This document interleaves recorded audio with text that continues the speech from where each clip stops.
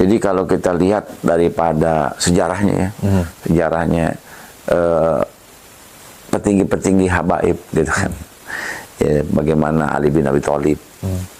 Ya, bagaimana Ali bin Abi Thalib saat itu dia khalifah. Gitu kan. Ada yang berontak. Iya. Ya, terus bagaimana Ali bin Abi Thalib? Ya, Ali bin Abi Thalib lebih menguatkan persatuan. Ya, sampai beliau dibunuh. Iya. Ya, dibunuh. Terus kemudian kembali, apa pesan Ali bin Abi Thalib kepada Hasan dan Husain? Ya, kepada Hasan dan Husain, jaga persatuan umat. Ya, sampai akhirnya Hasan yang seyogianya menjadi khalifah setelahnya Ali bin Abi Thalib tidak dilakukan, lebih menjaga keutuhan umat.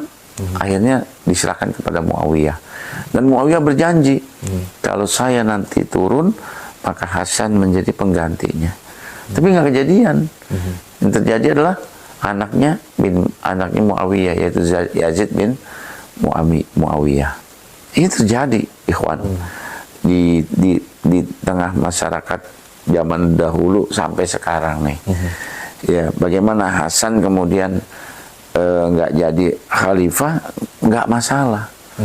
Yang penting Islam jalan. Ya, Hasan juga nggak pernah mengutuk, kemudian ya kalau bahasa kita ini sekarang mencaci, memaki.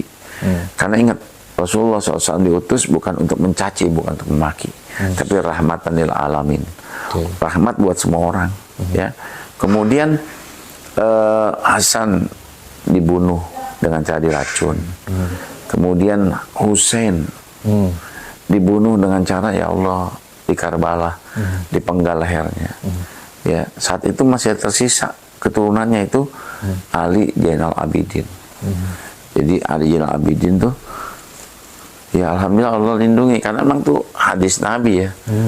Nanti di akhir zaman nanti Imam Mahdi itu keturunanku, kata Rasulullah.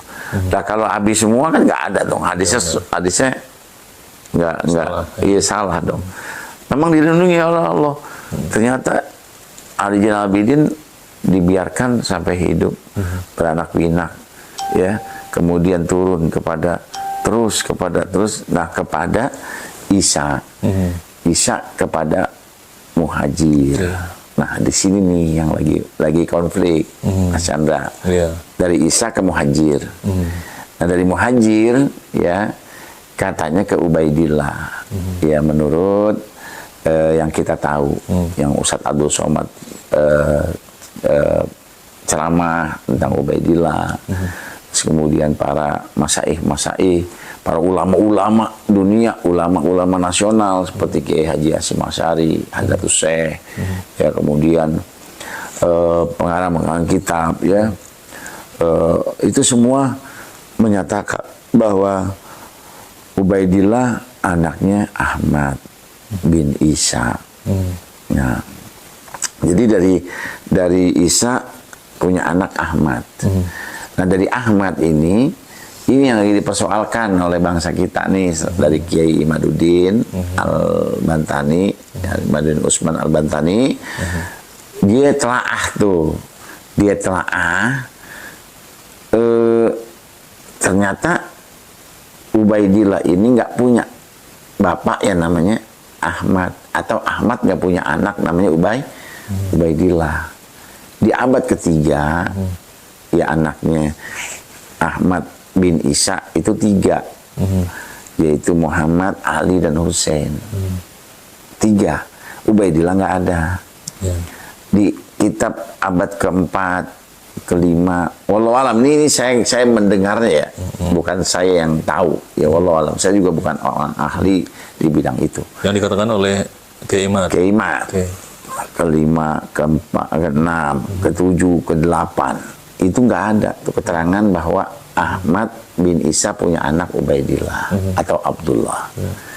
Nah, kemudian di abad ke-9 oleh Al-Habib Ali Asyakron, ya, dimasukkan tuh Ubaidillah menjadi anaknya Ahmad bin Isa. Ya. Nah, kalau di pihak Kiai Imad ini nggak menyebut Al-Muhajir, karena Ahmad bin Isa memang nggak berpindah. Ya. Dia ada di kota Madinah, gitu. Dari Basrah dia hijrah ke Madinah, dan di Madinah dia nggak ke Tarim. Ya. Sementara dari pihak kubu Rabithah Alawi mengatakan bahwa Ahmad Al-Muhajir, bahwa Ahmad ini orang yang berpindah dari Basrah ke Madinah, kemudian ke Yaman, dan meninggal di Yaman, punya keturunan yang sekarang kita tahu para habaib semuanya. Lalu bagaimana kita menyikapinya? Ya, sikap kita satu, ya husnuzon, husnuzon aja udah, kan enak ya. Ya, kita mau husnuzon sama Kiai Imad ya nggak apa-apa, tapi kita jangan membenci orang yang husnuzon kepada Ba'alawi. Ya, jangan membenci kepada Rabithah, jangan membenci kepada ya yang membela daripada Ba'alawi. Ya, kepada Kiai Imad kita husnuzon juga. Ya, nggak ada yang tahu kan. Ya memang sih dibilang sama Kiai Imad, ya udah, cara yang paling populer saat ini tes DNA. Nah, ternyata udah ada yang dites tuh. Kata DNA-nya tidak mencerminkan atau tidak mengarah kepada keturunan Rasulullah SAW. Nah, saya sendiri masih bingung, Mas Chandra. Emang Rasulullah pernah tes DNA, gitu kan? Dari mana ini? Kan kita harus tahu nih, dikatakan ini tidak sesuai nama ini, berarti kan ini sudah ada duluan nih, hasil DNA sebelumnya. Sementara yang kita bicarakan adalah Rasulullah SAW, 1.500 tahun yang lalu. Terus bagaimana kita mengambil DNA Rasulullah, gitu kan? Ya, terus kemudian, oh dicek yang terakhir, Mama Ahmad bin Isa, bisa nggak? Nggak bisa juga. Ya, kepada siapa nih? Ya, yang mungkin ya serba salah. Jadi ini kalau kita kembangin lagi jadi bingung. Ya, udahlah, kita udah hidup udah enak begini. Yang penting satu nih, para habaib yang melenceng bertaubat. Ya, rubah. Ya, kenapa? Karena ketika ente kita ya kalau memang diakui sebagai keturunan Nabi Muhammad SAW, maka kita punya tugas. Apa tugas kita? Harus menyampaikan risalah dakwah baginda Rasulullah SAW, akhlaknya Nabi, bagaimana Rasulullah SAW, itu yang harus kita pegang. Dan satu hal, kalau kita melakukan itu, kita dapat pahala double. Tapi sebaliknya kalau kita melakukan kemaksiatan, keturunan Nabi melakukan kemaksiatan, maka double juga dosanya. Justru kita takut, ya. Mas Chandra manggil saya, mungkin besok kita robah lagi ya. Kita robah jadi channelnya, kita robah aja jadi doktor ya. Abdul Hakim Azmat Khan, Habib ya. Bisa sendiri Mas Chandra. Ya, jadi kita sendiri merenung, ya, istighfar, ya, berpikir, ya Allah jangan sampai nih kita kena kategori orang-orang yang nauzubillah min dzalik. Memang Kiai Imad punya dasar, sebab dasarnya apa kata Kiai Imad? Kalau memang dia bukan keturunan Nabi, nggak boleh mengaku keturunan Nabi, karena nanti ya kita akan dimasukkan ke dalam neraka Allah.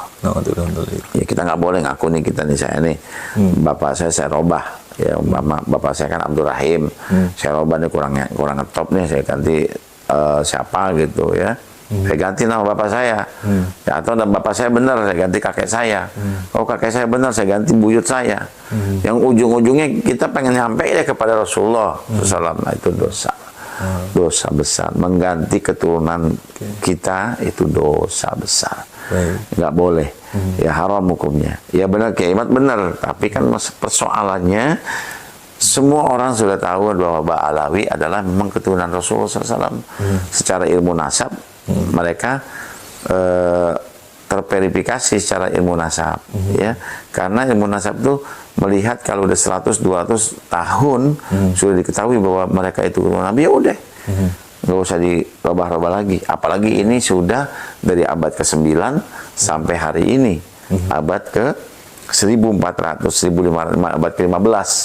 9 ke 15 kurang lebih 600 tahun. Jadi udah cukup gitu. Ya udah. Tapi gini, kalau Kiai Imad bilang, oh ente nggak bisa, ente tertolak, ente rungkat sebagai Habib, ya udah, terima aja. Ngapain juga kita ngotot-ngotot gitu. Ya, suatu ketika Rasulullah SAW jalan, ada orang yang nggak senang sama Rasulullah. Manggilnya apa ya? Hei Muhammad. Hei Muhammad. Coba bayangkan. Allah aja nggak pernah manggil nama. Allah selalu katakan ya Rasulullah atau Muhammad Nabi, gitu kan? Ada sebelum atau sesudahnya. Ini orang yang nggak senang sama Rasulullah, panggil nama doang, Muhammad sini. Terus Rasulullah nggak datangin, enggak. Nabi datengin, Nabi sampaikan ya kemuliaan. Ya bahkan ketika orang itu minta apa yang dipunya sama Nabi, yang orang itu cuma manggil nama Muhammad doang, dikasih. Coba bayangin. Nah kita cuma nggak dipanggil Habib aja udah. Set marahnya, marah, nggak perlu. Ikhwan, ya nggak perlu. Kita nggak dipanggil Habib, nggak apa-apa. Ya, yang penting jangan kita tidak dipanggil oleh Allah Subhanahu Wa Taala menjadi orang yang bertakwa. Jangan. Yang mudah-mudahan kita menjadi orang bertakwa. Habib bukan Habib, nggak ada masalah. Yang penting bertakwa kepada Allah Subhanahu Wa Taala. Kiai bukan kiai, nggak masalah. Yang penting bertakwa kepada Allah Subhanahu Wa Taala. Itu yang penting. Ya, jadi ayo kita satukan di umat yang lagi pada gaduh. Ya saya pesan juga kepada Kiai Haji Abdul Somad juga. Udahlah nggak usah dibahas lagi. Ya, udah yang lain aja. Yang nggak usah dibahas nasab. Jadi bagi ustadz-ustadz yang sudah kelas dunia ya, seperti Abdul Somad, Ustadz Adi Hidayat, udahlah, jadi kita mah tinggalin aja deh pembicaraan seperti itu. Sebenarnya saya juga udah males nih. Makanya kita nggak on air nih karena lagi ribut masalah di medsos itu ya. Kita lagi enak-enak dengerin ceramahnya Gus Ikdam ya, yang menyejukkan, yang ya udahlah, emang kita butuh itu ya. Jadi ayo berbenah diri bagi yang sedang disorot seperti Habib Bahar bin Smith, ya kemudian banyak para habaib lainnya, ya. Ya saya seneng nih Habib Rizik sekarang nih kan udah nggak mikirin lagi tuh, ya. Habib Rizik udah sekarang lagi bicaranya ke depan, masa depan Indonesia. Ya udah kita itu aja. Ayo kita kuatkan masa depan Indonesia seperti apa. Soal masalah nasab, ya udah kita cash close. Menurut aneh cash close udah cukup, stop gitu. Jadi menurut aneh udah nggak usah lagi itu Robito Alawiyah ngundang Kiai Imad atau Kiai Imad ngundang, udah nggak usah ada lah, ya nggak usah ada debat nasab. Kenapa? Malu, ya malu gitu. Baik, berarti intinya kita harus tetap menjaga persatuan umat, Bib ya. Betul. Dan fokus dengan pekerjaan kita dan ya sebenarnya si Kiai Imad juga udah ngomong dalam satu kaul-kaulnya ya. Saya nggak benci sama mereka, nggak benci sama Robito Alawi, nggak benci sama klan Ba'alawi. Ya saya cuma mengatakan bahwa ente bukan keturunan Nabi gitu. Iya, kalau Ratibul Haddadnya yang seperti Ustadz Abdul Somad ceramahkan, menghina Ratibul Haddad, enggak. Mereka tetap ta'diman wa takriman kepada pengarang-pengarang kitab-kitab yang dari Ba'alawi. Cuman masalahnya bahwa Ba'alawi bukan keturunan Nabi, itu yang menurut versi Kiai Imad. Terus Kiai Imad minta nih kitab sejaman yang abad ketiga, keempat, kelima, keenam, ketujuh, ke-8, sebutin aja, cari nih. Emang nggak ada orang yang pinter apa ya? Masa orang yang pinter cuma Kiai Imad doang, gitu kan? Pasti ada orang yang pinter dan temukan tentu dan sampaikan kepada Kiai Imad supaya juga nggak salah jalan, ya. Kiai Imad sebenarnya juga dalam posisi ini Kiai Imad juga bertanya sebenarnya. sebenarnya dia juga masih setengah tuh. 50% dia masih percaya Ba'alawi, 50% dia ragu sama Ba'alawi. Karena dari dalil-dalil dari kitab-kitab sejamannya nggak ada. Ki Imat membutuhkan kitab sejaman. Udah ada kitab sejaman dan itu diverifikasi itu kitab benar adanya. Saya yakin Kiai Imat mengatakan Ba'alawi sah gitu. Udah itu cari aja itu dulu. Ya kalau memang mau cari ya. Tapi kalau memang nggak mau cari, udah kita tutup, stop, close. Udah jangan lagi kita debatin ini itu ini. Kiai Imat juga mohon izin, udahlah. Ya kita kuatkan persatuan kita, Kiai Imat. Ya saya yakin antum semuanya juga insya Allah cinta kepada Rasulullah SAW ya. Jadi Mas Chandra, kita kalau lagi berantem tuh ada orang Saudi sama orang mana tuh berantem tuh ya, apa ngucapnya? Allahumma sholli ala sayyidina Muhammad, shollu ala sayyidina Muhammad, shollu ala sayyidina Muhammad. Ayo kita kembali kepada Rasulullah SAW ya, insya Allah. Baik Bib, terima kasih atas keterangan Habib. Panjang juga nih kita ya. Juga hampir kita udah berada di titik 28 menit. Masya Allah. Jadi kemarin di dalam komen-komen di YouTube, di TikTok dan yang lainnya, Bib, itu suka ada yang mengatakan kayak misalnya Habib itu di tempat lain nih, Bib, ada Habib yang istilahnya kayak minta-minta duit atau apa. Dalam hal ini, kalau boleh tahu, Bib, spill Bib, pekerjaan Habib apa nih, Bib, atau bisnis Habib apa nih, Bib? Ya, alhamdulillah. Ya, iya. Saya emang dari dulu dagang ya, nggak pernah bukan dagang minyak wangi bukan.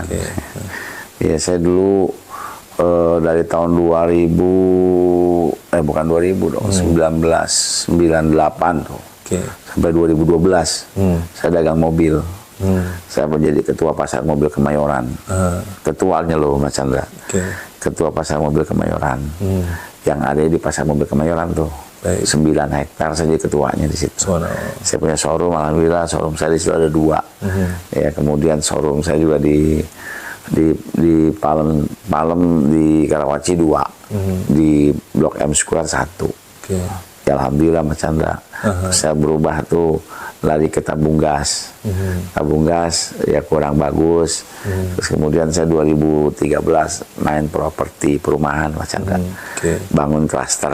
Saya mulai klaster Setia Residen. Kemudian klaster Bayu Residen.